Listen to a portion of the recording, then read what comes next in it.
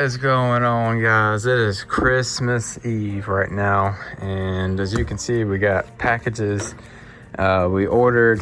As you guys can see by this little thing, just pop this open to make sure what it was, but brakes. So here we go.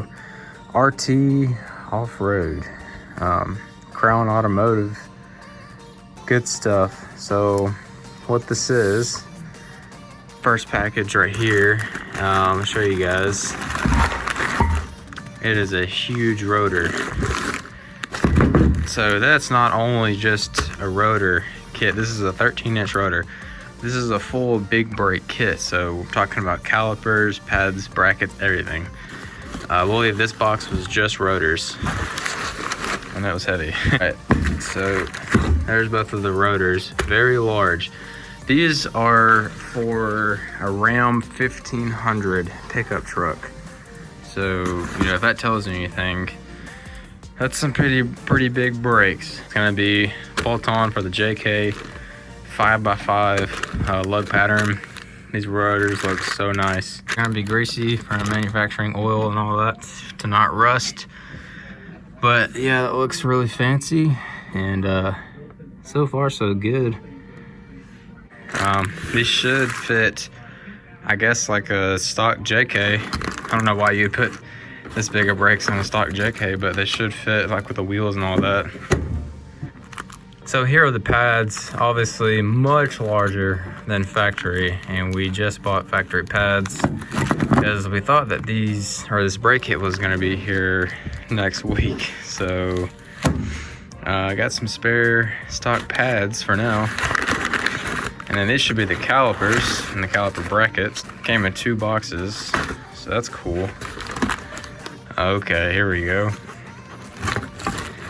Huge bracket, dang, that is nice. Siding pins right here. Should be greased up, I hope. If not, just pull that boot off and grease it myself, no big deal. Some people were saying that they needed a shim, I think a 0.100 shim to clear the rotor, like with this bracket here. I don't know, I'm gonna bolt it up and see if it fits. But if not, you can always get a shim for that, no big deal. Let's see here. There's the other one. And then here is caliper. Dual pistons. There we go. Get this out of the bag real quick. This is some beefy stuff. Beautiful. Very beefy. Solid stuff right there. This is large compared to factory. That's going to be a huge, massive upgrade. So when you put the caliper with the bracket, just look at that. That's compared to stock. You know, that's crazy. That's, you know, brand new. Looks nice and shiny too. So that's pretty exciting. Got a little plastic little insert to keep dust and. Hope I don't lose that. I'm gonna put that back in actually. And then we should have a hardware kit for new copper washers. I know that we get new bolts to bolt the calipers to the brackets, and then the brackets to the knuckle. So let's see if that's in here. Grab the other caliper. Okay, don't see anything on that box. Probably in the bottom of this one. Still felt a little weight. Yeah, there we go. Cool. That should be everything right there, guys. Should be everything. Looks like we got some new banjo bolts as well. All the bolts that are gonna be needed. Brake pad clips. Some grease, it looks like. Or what is that? Thread locker. Okay, yeah. Well, that's nice they include that. And I believe small bolts will get around 25 foot-pounds of torque, and then the large ones probably 120 foot-pounds of torque, something like that. Yeah, this is awesome, guys. It came in super quick. Super quick. All right, guys, now it's time to put these brakes on. So here we are after work, and I got the weekend to do it, so that's nice. Got plenty of time. Don't have to, you know, rush and stress, even though it's not that much really to do. But you know how Jeeps are. There's always something that's gonna catch you up no matter what. So hopefully this, you know, won't be too big of a pain, because, you know, we've got brake fluid, DOT3 ready to go. I got all the brakes and stuff ready to go. Only thing I could really see being an issue is that if the caliper brackets need shims or something like that, is what somebody online said that they had an issue with. But just gonna go ahead and install them and just see how it turns out, pretty much. Probably gonna, while I'm out here, put the rear sway bar back in. Been kind of meaning to do that for a while, just because, you know, we're driving a lot more every day on the highway. So, you know, most of the driving in this Jeep is a lot of start and go.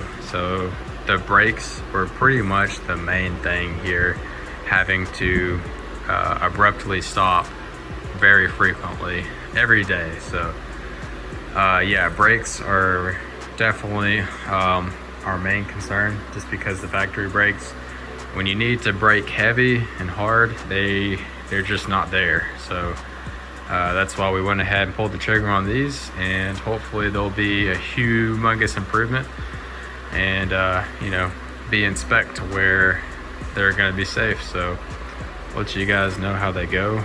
Gonna need to break them in, you know, whenever we finish the install. So take it out to some kind of long road with no traffic and do all the cycles to kind of get them going. Hopefully they'll turn out pretty good. But anyways, all right guys, here's a little side-by-side comparison. Obviously the new beefy caliper bracket rotor over here, stock over here. So huge difference. That looks really good. So that rotor really fills out that 17-inch wheel. So got the driver's side bled. Did it enough, probably like a few times, to where the pedal was firm and didn't see any more air bubbles. You know, once we opened and closed it, pressed the pedal, kept topping off the fluid obviously, but should be good. Let's see, I'll probably have to bleed it again, you know, if it does need it. Just kind of have to play it by ear and see. But about to knock out the passenger side and pull it out of the garage and, you know, see if we have brake power. And then I'll have to go break them in, but should be good. Should be, you know, bled enough. All right, doing one side at a time here. As you can see, you got the new rotor already on. Just wiped it down with some acetone right there really quick. Try to get most of that factory grease off to keep the rust away. So either way, got to break them in eventually here in a second. But there is a little comparison. Let's see. So you see the factory rotor lines up with the dust shield right there. You know, they're the same size and all, but you look at that one and you see how the rotor sticks out above that shield, probably at least an inch. You know, that's top and bottom. So, you know, that's the full diameter. So that's a large rotor right there. And I got a lug nut on the bottom here to help hold it in place while I put the caliper bracket on, and caliper as well. So already looking really good, nice and fresh. Obviously going to leave the old caliper connected, and I just took all that off in one piece with those two large bolts on the back. So got it sitting on a box right there, and pretty simple. So once I get the new large caliper and caliper bracket, let's see, torque to spec and everything finalized, gonna go ahead and pull the brake line off the old caliper, put it on the new one, make sure that I'm doing the get the banjo bolt and the copper washers on both sides, or else it will leak brake fluid there. So got a little instructional sheet right there, tells us all the torque specs, I'm pretty sure. And if not, they're on YouTube, because I did make an installation video for this, which is pretty helpful for like torque specs and stuff like that. Okay, so now I see what some people were talking about online about the caliper bracket contacting the rotor. Mine was like a hair, like probably that much too close, but it was not touching fully. So I had some heavy duty washers laying around that fit in these grooves perfectly. They fit around the bolts perfectly. So I mean, that should really take care of the problem. I just test fit them. I ran the bolts all the way through, and the caliper bracket had equal space to clear the rotor on each side. So whatever size this is, I do not know, but they do work perfectly to clear the rotor. Let's see.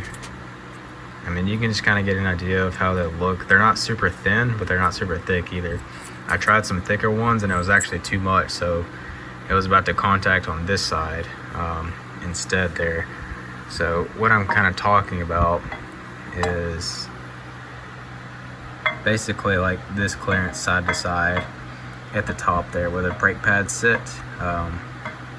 That's just a little bit too tight. So normally it was kind of like that, and then the spacer made it kind of like this, so it had equal space on both sides, and the large spacer made it like this. So right there in the middle should have plenty of threads on the bolt. Ran it through with the washer and about that much of threads in there, so I mean I'm sure it's going to be fine. Just really thinking all this through. Obviously, do at your own risk, but this is what people online were doing. Not sure if they were using washers or actual shims, even if there's a difference, but this is just my experience. Probably going to run this and be okay. I'm going to double check one more time. Actually probably going to pull the rotor back off and bolt that back up just to make sure that there's going to be enough threads in this bracket here. So I'll show you guys that here in a second. Okay guys, so as you can see, got the bolt ran snug, perfectly snug, where it's going to be sitting, and that looks perfect. That's probably even better honestly than if there was no washer, because that means if there was no washer, then the bracket would be closer to the knuckle, more threads would be sticking out, more potential scraping on the rotor. So yeah, so those people online were correct, but I just wanted to double check here and make sure that there was going to be plenty of threads holding this bracket in, because I want to have that peace of mind. But as you can see, there is the washer right there. It's in between the knuckle and the bracket, so right there, and that's going to be about the perfect size, so that'll work good. And we'll get throwing it back together here. Pull this back off, put the rotor back on, put Loctite on these babies, torque them down to 120, and be ready to go. So that'll clearance that perfectly fine. Be ready.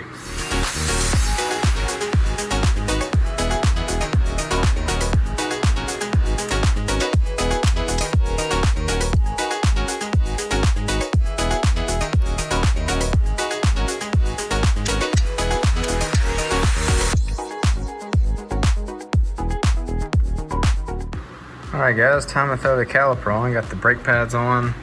They're pretty clear on the orientation, like how to put the springs on the pads, so pretty simple stuff. Got those nice and right. Make sure that area got some brake grease on those contact points up, obviously where the brake pads are going to be sitting and riding. So, but yeah, I got these spring clips and pads are nice and seated on the rotor. Looks good. Got the bolts torqued back there to 120. So about time to throw the caliper on. Looks like it's already compressed. The pistons are already compressed, so that is nice. Gonna try to do this with one hand for you guys. And slide my finger through, okay. Make sure we're gonna clear on the bottom. Let's see, there we go. Slid right into place. That is cool stuff. Gonna have to Loctite these little bolts. Hopefully they're 13 millimeter like the stock ones, so I don't have to get another socket. But yeah, these are gonna need Loctite. I'm gonna put one in just to hold its place for now.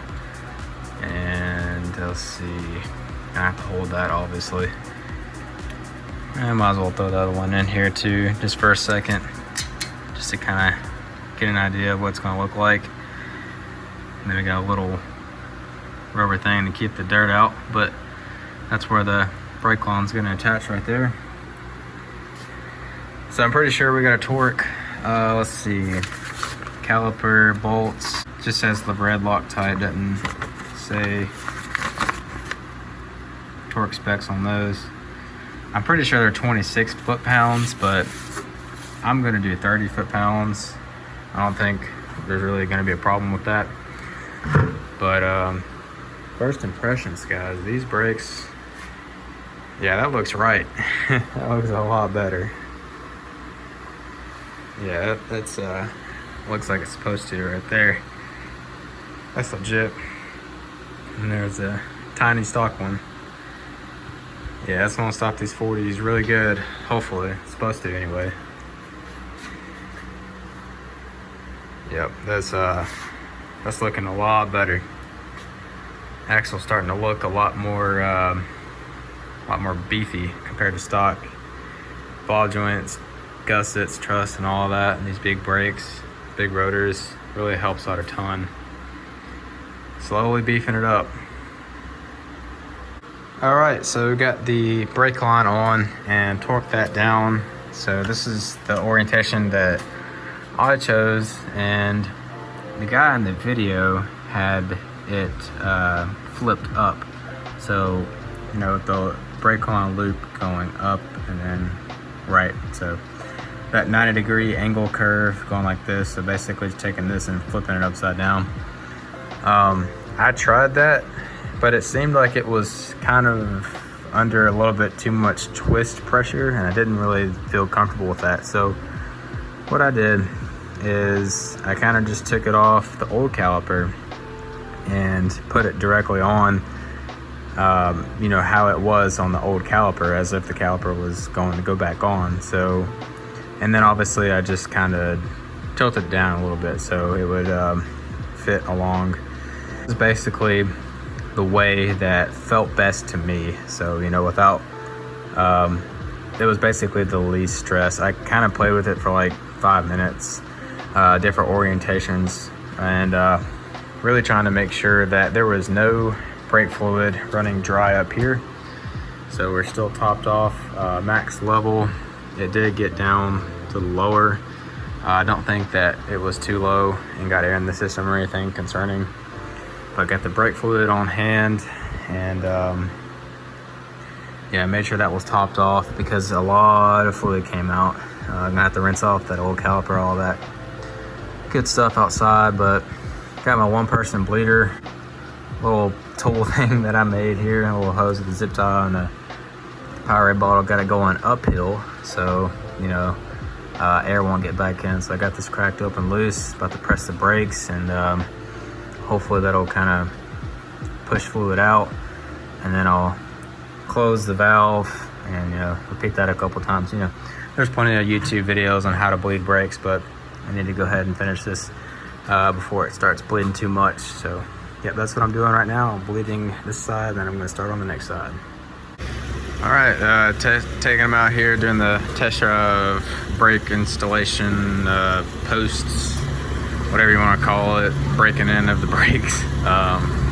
Yeah, so we're out here, and took it down straight to the gas station, kind of like on a open road. There's not much traffic, so trying to get all the cycles broken in properly. I think we're gonna need to bleed it just a little bit more. I think there might be like a tiny bit of air still on the calipers possibly, so finish that up and be good to go.